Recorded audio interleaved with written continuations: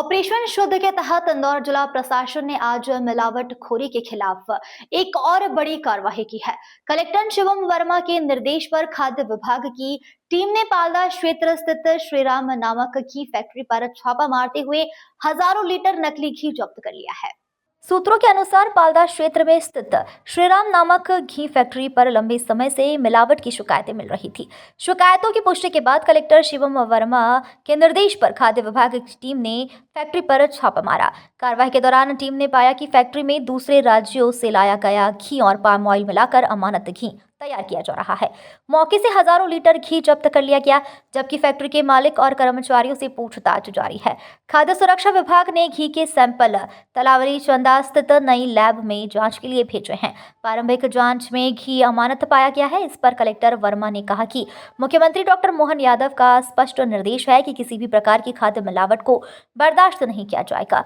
मिलावटखोर चाहे कितना भी बड़ा नेटवर्क क्यों न चला रहे हो, उन पर कार्रवाई होगी। प्रशासन ने फैक्ट्री को तुरंत सील कर दिया है और जहां जहां घी की सप्लाई हुई है वहां की जांच शुरू कर दी गई है। इस कार्रवाई को इंदौर में ऑपरेशन शुद्ध का सबसे बड़ा और निर्णायक कदम माना जा रहा है। देखिए, हमको ये इनपुट मिले थे कि पालदा में श्री राम मिल्क प्रोडक्ट नाम के संस्थान में इस प्रकार का अमानक घी और इस प्रकार की चीजें चल रही थी। वहाँ पे मुझे सूचना मिलने पर इसमें हमारी टीम ने दबिश दी और यहाँ पड़ताल करके पाया कि लगभग 3400 लीटर का जो घी है उसको अमानक पाया।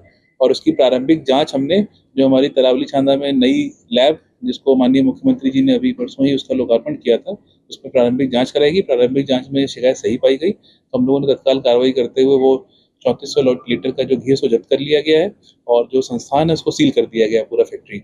और इसमें भी आगे जो इसकी जो सैंपल है उसकी विस्तृत जांच भी कराई जा रही है कि इसमें और भी कोई अमानक चीज़ें या कोई एनिमल फैट इस प्रकार की चीज़ें तो नहीं है।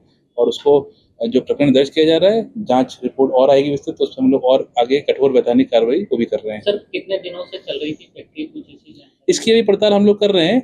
और लेकिन ये पॉइंट बड़ा क्लियर है कि माननीय मुख्यमंत्री जी ने परसों भी ये निर्देश दिए थे स्पष्ट कि भाई किसी प्रकार की मिलावट इंदौर में नहीं बर्दाश्त होगी, तो हम लोग उस पर कार्रवाई कर रहे हैं। जिला प्रशासन इंदौर माननीय मुख्यमंत्री जी के निर्देशानुसार किसी प्रकार की मिलावट, चाहे खाद्य पदार्थ हो, दवा हो या कोई भी अन्य चीज़ हो, उसमें नहीं होने देंगे और इसके लिए ये कार्रवाई की जा रही है। अभी चूंकि जो प्रारंभिक चीज़ों में ये जानकारियां निकल कर आई हैं, फिलहाल फैक्ट्री सील कर दी गई है और हम लोग सामान भी जब्त कर लिया है और आने वाले टाइम में इस पे तो कठोर कार्रवाई करेंगे ही। साथ ही इनसे जुड़े हुए और भी नेटवर्क जो रहेंगे उसको भी हम लोग पड़ताल कर रहे हैं। आने वाले समय में हम लोग उस पर भी कठोर कार्रवाई करेंगे। सर, मौके पर देखा गया कि कुछ घी दूसरी कंपनियों का ला करके यहाँ पर मिक्स किया जा रहा था। जो मिक्स मटेरियल किया जा रहा है, क्या वो नकली है या वनस्पति घी? अभी प्रारंभिक जांच में सामने आया। एक्चुअली वनस्पति का ही मैटर निकल कर आया है, वो जो प्रारंभिक जांच में किया गया है। अभी इसकी चूंकि विस्तृत हम लोग रिपोर्ट लैब से और प्राप्त करेंगे, तो जैसे उसमें चीजें अमानक या इस प्रकार की निकलेंगी, हम लोग उसी प्रकार से प्रकरण को और भी मजबूत करके कार्रवाई करेंगे।